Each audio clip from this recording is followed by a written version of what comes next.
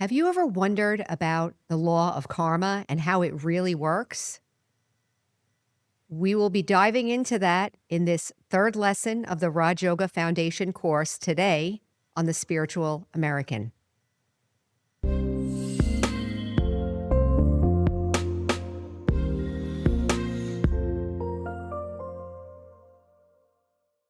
Welcome back, everyone.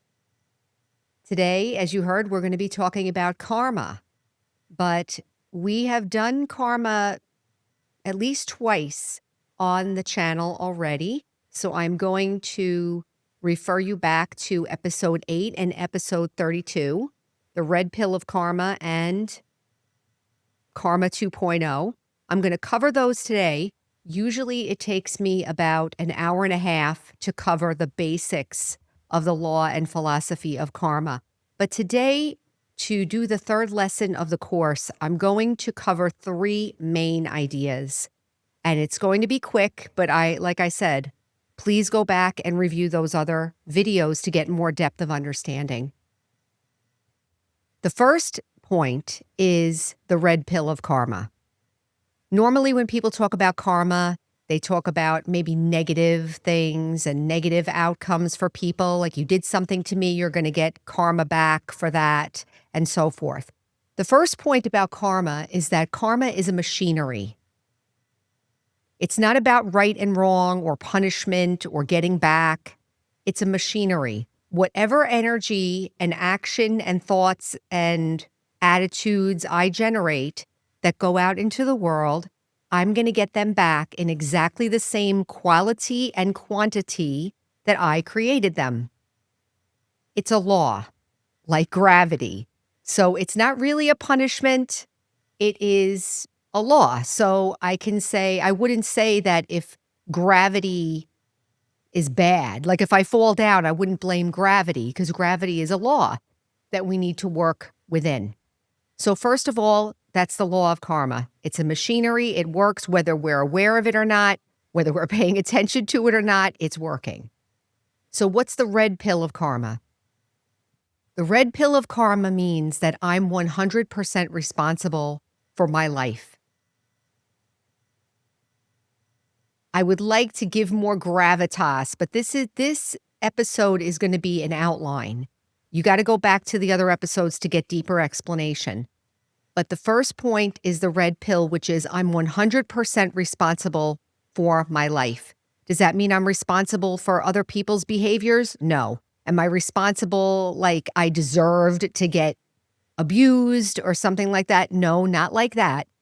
Whatever is in my life, whatever I'm living with in my head, in circumstances, I created it along the line somewhere. The other thing about the law of karma, the machinery, is that whatever energy I put out there, it doesn't have to come back in the same way that it was put out. So let's say in the Bible it says an eye for an eye and a tooth for a tooth. Usually we think it's pretty even. Karma's really not like that. It's more like a feeling for a feeling and an experience for an experience. But the circumstances don't need to be the same for you to have the same feeling.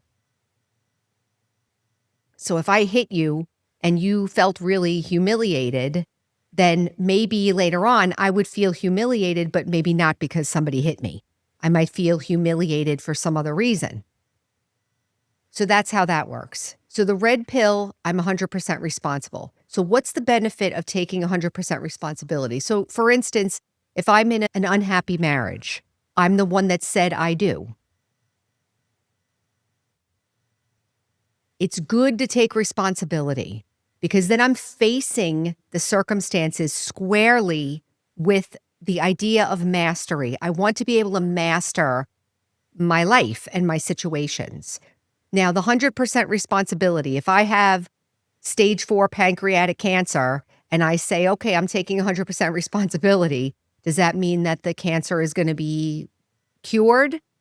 Maybe not. But I would say that if you take this red pill and you say, I'm going to be 100% responsible for myself, my life, my feelings, my attitudes, my behaviors, and so forth, that you're going to be able to change some aspect of your experience, for sure.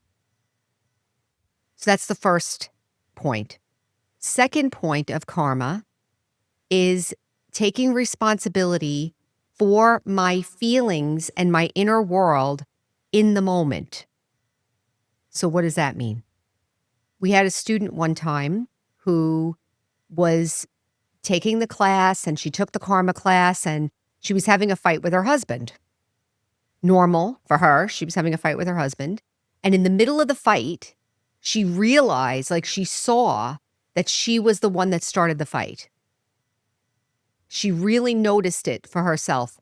And in the middle of the fight, she stopped and said, you know what? I'm really sorry. I did this. I started this. And I apologize. Her husband was shocked. So what was happening in that moment?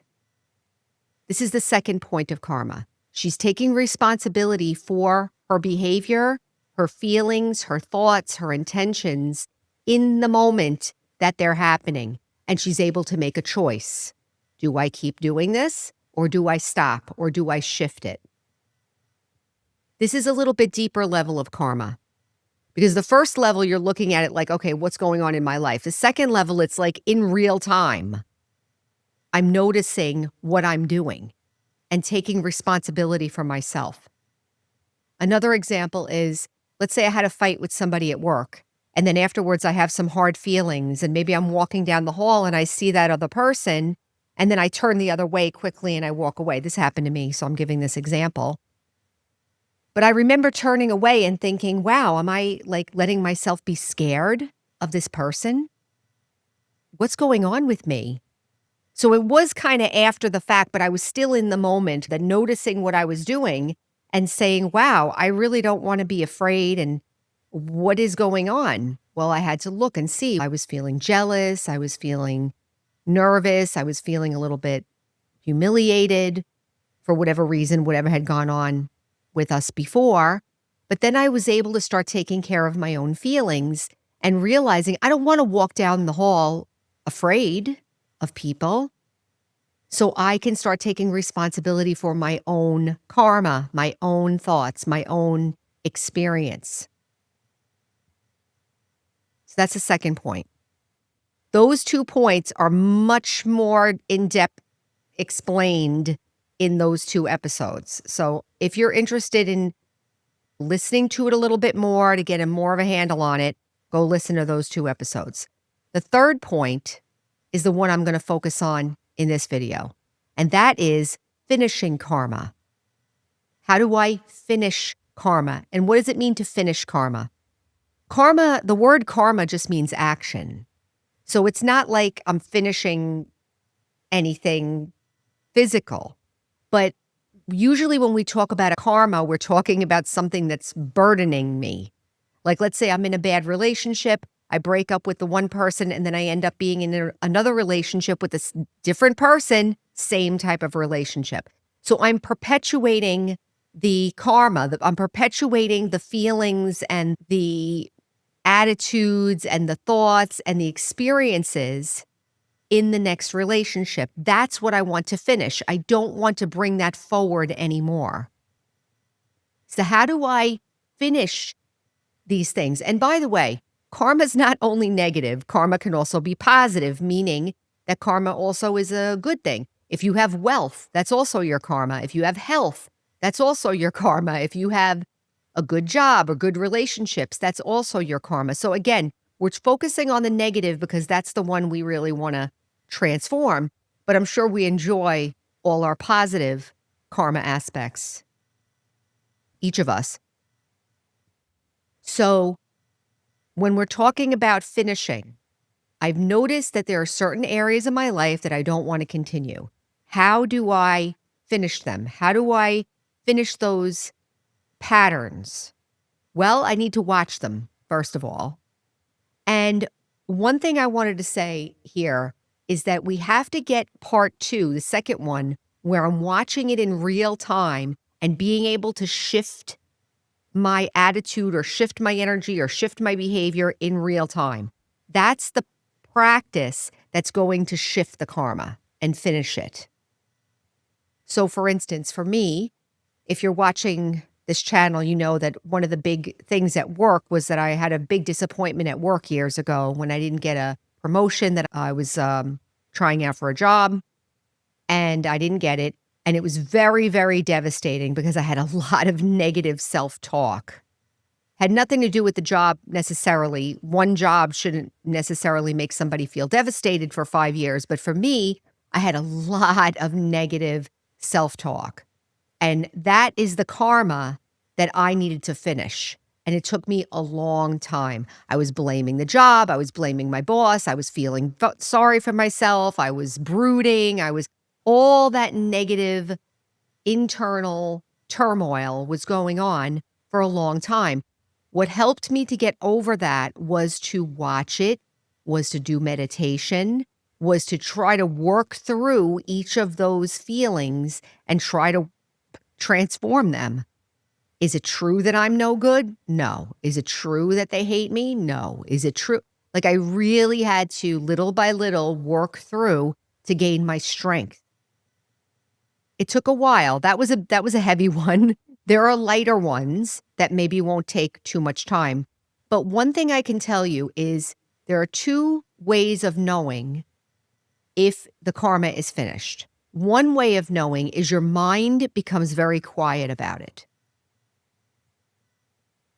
So if something changes, like with this situation at work, after the 5 years of working through, my mind became very quiet about work, about those aspects of work and those people. It didn't bother me anymore. And the second thing that you know that the karma is finished is that the situation usually changes. In this case, I got a different job. So it kind of worked out. I spent my time dealing with that shift, and then another job became available, which I'm still in, and I'm very happy in that job. So it worked out great. One is that your mind is quiet. The second is that the situation may shift, and that means that you're kind of finished with that. Or the third way, actually there's three. The third way is that in the moment, there is something that I like to call a sweet spot. The sweet spot of karma. And the sweet spot of karma means that there is an action that I can do in any moment that's going to be the right action for me and simultaneously the right action for everyone else. Now, maybe we never even thought about this before because we're so worried about getting our needs met or being right or winning the argument or something. Maybe that's our mindset in a moment, or protecting myself perhaps. But there is a way and there is a sweet spot where the action that you're going to do and the attitude that you have is the right one for you and for everyone else. And I'll share an example of this. I was in my office at work, and I had 3 of the nurses at work, and we were meditating at lunchtime. And one of the clerks came in to the office and started making a lot of noise, and it was very, you could say, disruptive based on the lights were low and the music was playing and we were all meditating. But she came busting in and saying, I was doing all this work with this patient, and she was complaining and very loud and very animated. And so in the moment, I had to decide what to do. And I was aware of 2 things. One thing I was aware of was that the students were watching me to see what I was going to do.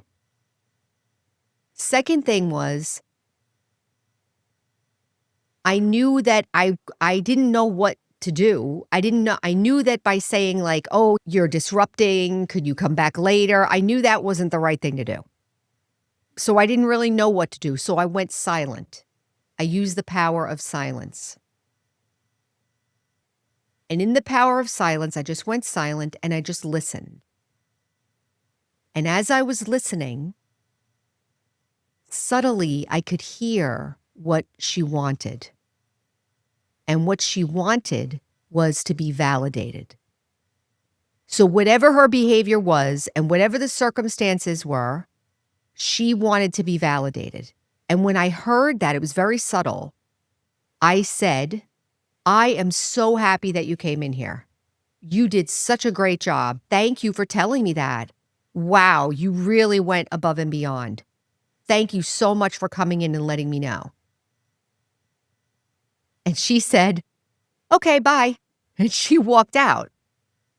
So, if you've been listening to the podcast, you've heard me tell these stories over and over again, but they're very good examples of different principles. And in this case, this story is a good example of accommodation and cooperation, certain powers, which is the next lesson. But it's also a good example of the sweet spot of karma. That action, I'm going to say, took care of the students, took care of me, and took care of the person. As soon as she left, it was like it never happened. That's how you know it's a sweet spot. When you get that sweet spot of karma, when you move past that moment, it's like it never happened. It's completely silent in your mind. I just took maybe 15 minutes to describe some very, very deep ideas about karma. I highly recommend that you go back and watch those 2 episodes. Also, that you maybe consider getting in touch with a Brahma Kumari's Center, looking at the online classes in the description below. And if you're interested in this, if you're interested in gaining some mastery, karma is one of those topics and one of those laws and philosophy that if you get a good grasp on it, it is completely transformational, life-changing. You're able to transform every aspect of your life and also take responsibility. Mastery, which feels a lot better than being emotionally helpless and suffering, right? So I'm going to leave it there. I didn't go too much into explanation. I just did the points. Feel free to review them, take some notes, look in the description for more resources, and we will be back next time with lesson 4, which is the 8 powers of the soul. So until next time, take care.